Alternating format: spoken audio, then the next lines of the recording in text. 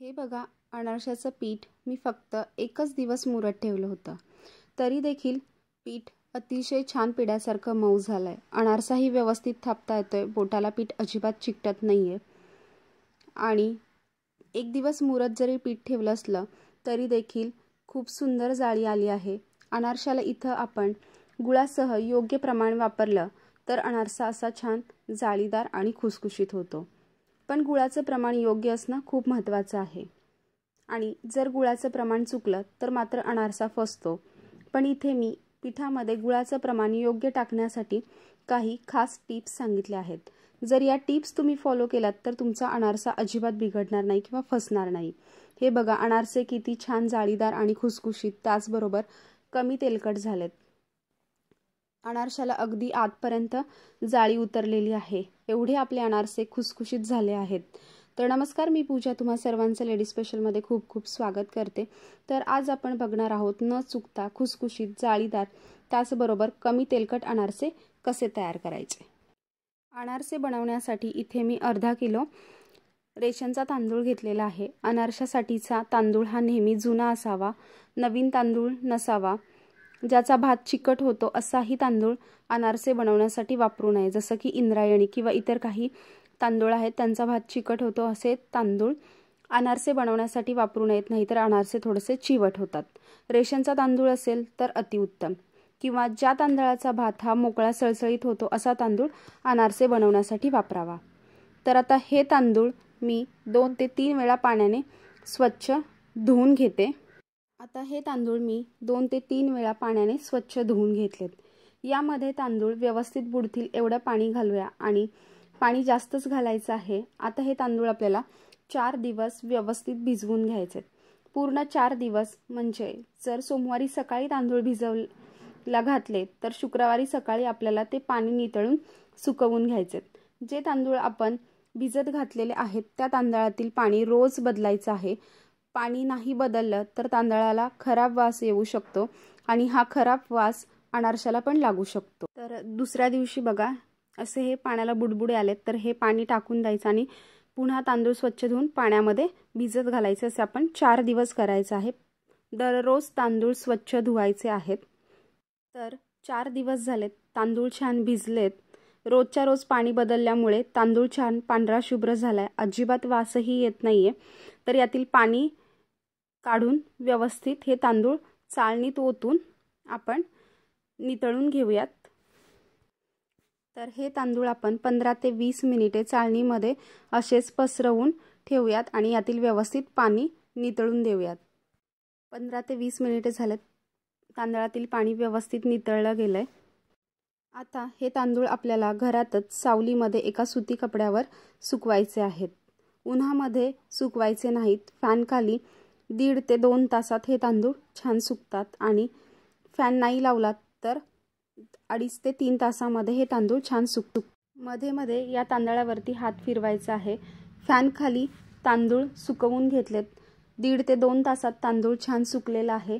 या पद्धतीने तांदूळ हातात घेऊन दाबून बघायचा. तांदूळ थोडेसे हाताला चिकटले गेले पाहिजेत किंवा हे तांदूळ थोडेसे ओलसर असायला हवेत.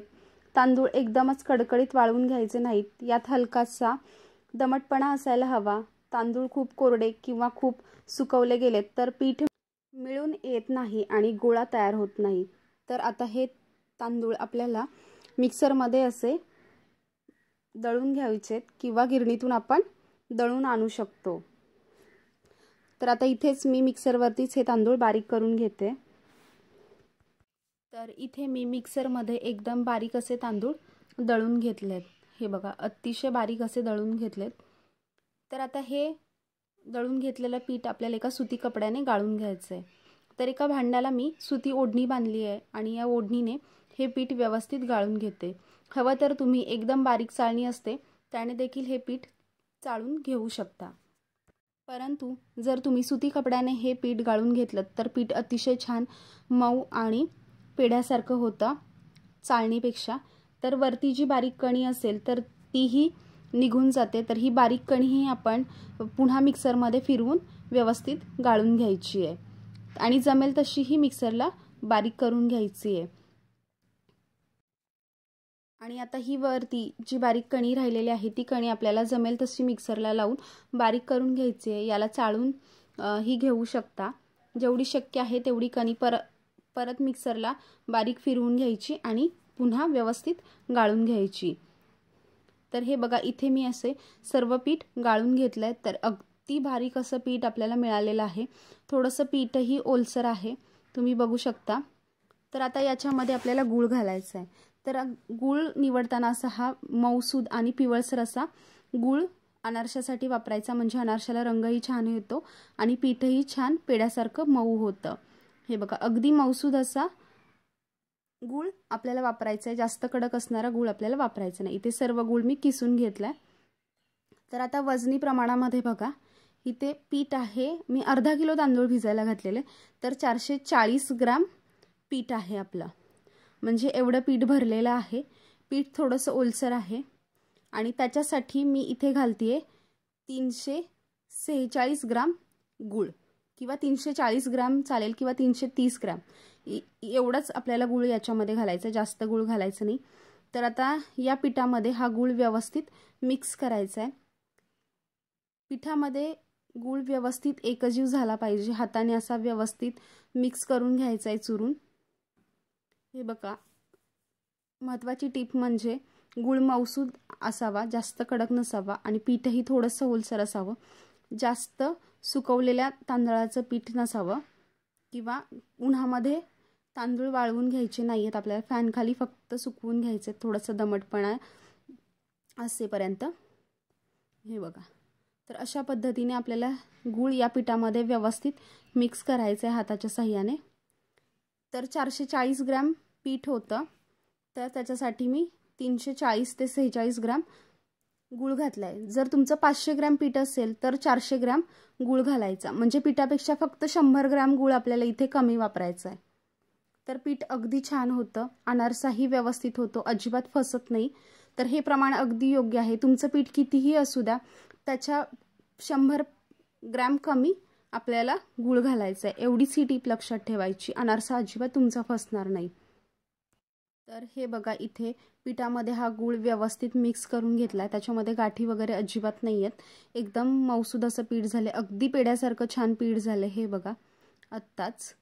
तर आता हे पीठ आपल्याला मुरण्यासाठी व्यवस्थित एका स्टीलच्या डब्यामध्ये किंवा प्लास्टिकच्या डब्यामध्ये भरून ठेवायचे। हे पीठ फ्रीजमध्ये ठेवलं तर वर्षभर छान टिकतं, बाहेरही ठेवू शकता तुम्ही, महिनाभर ते बाहेरही चांगलं राहतं, पण फ्रीजमध्ये ठेवलं तर चांगलं राहतं। तर मी एकच दिवस हे मुरत पीठ फ्रीजमध्ये ठेवलं होतं। तर बघा अगदी छान पेड्यासारखं मऊ झालंय, तुम्हाला मी मळून दाखवते, अजिबात हे पीठ हाताला चिकटत नाहीये। हे बघा अतिशय छान पेड्यासारखं मऊ सूत हे पीठ झालंय। आता 2 ते 3 मिनिटे हे पीठ व्यवस्थित मळून घेऊयात। आणि तुमचं पीठ जर थोडंसं कोरडं झालं तर हे पीठ तुम्हाला दुधामध्ये मळून घ्यायचं, जेव्हा तुम्ही अनारसे बनवणार तेव्हा तुम्हाला थोडंसं दूध घालून हे पीठ मळून घ्यावं लागेल। परंतु हे पीठ अगदी पेड्यासारखं झालंय, त्याचा असा छोटासा गोळा करायचा। हे बघा सहज गोळा होतोय, पीठ अजिबात हाताला चिकटत नाहीये, एकदम छान पीठ झालंय। हे बघा थोडंही हाताला चिकटत नाहीये। तर आता अनारसा थापण्यासाठी तुम्ही पोळपाट किंवा पेपरचा वापर करू शकता।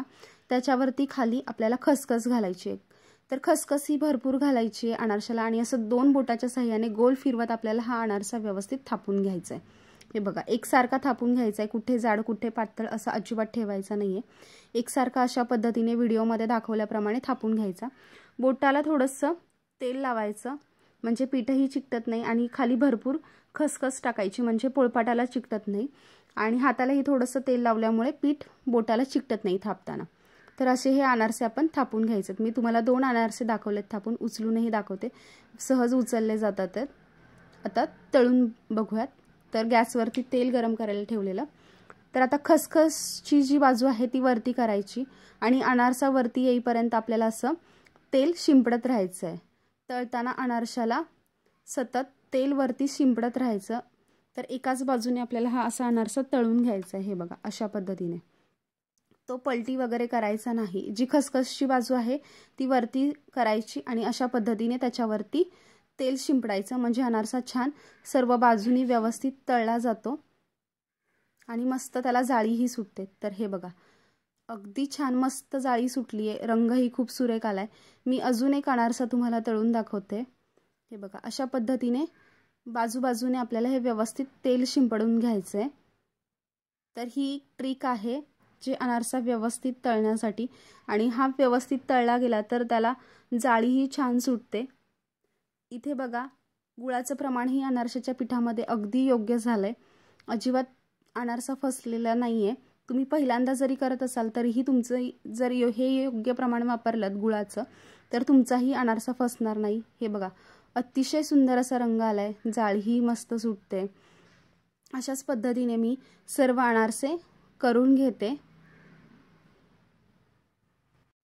तर अजून एक ट्रिक, अनारशामध्ये बऱ्यापैकी तेल राहतं, तर हे तेल व्यवस्थित नितळलं गेलं पाहिजे. म्हणून हे अनारसा तळल्यानंतर अशी ही पुरणाची चाळण घ्यायची किंवा दुसरी कोणतीही चाळण घ्यायची आणि त्याच्यामध्ये हे अनारसे असे ठेवून द्यायचे. तर याच्यामुळे अनारशामधलं तेल सगळं नितळून जातं आणि छान कुरकुरीत आणि खुसखुशीत असे अनारसे होतात. तर आता हे बघा, अनारशाला अतिशय छान रंगही आलाय, जाळीही आतपर्यंत मस्त उतरली आहे. अतिशय छान असे आपले अनारसे झालेत. तर हे बघा, खाली थोडंसं तेल नितळलेलं आहे.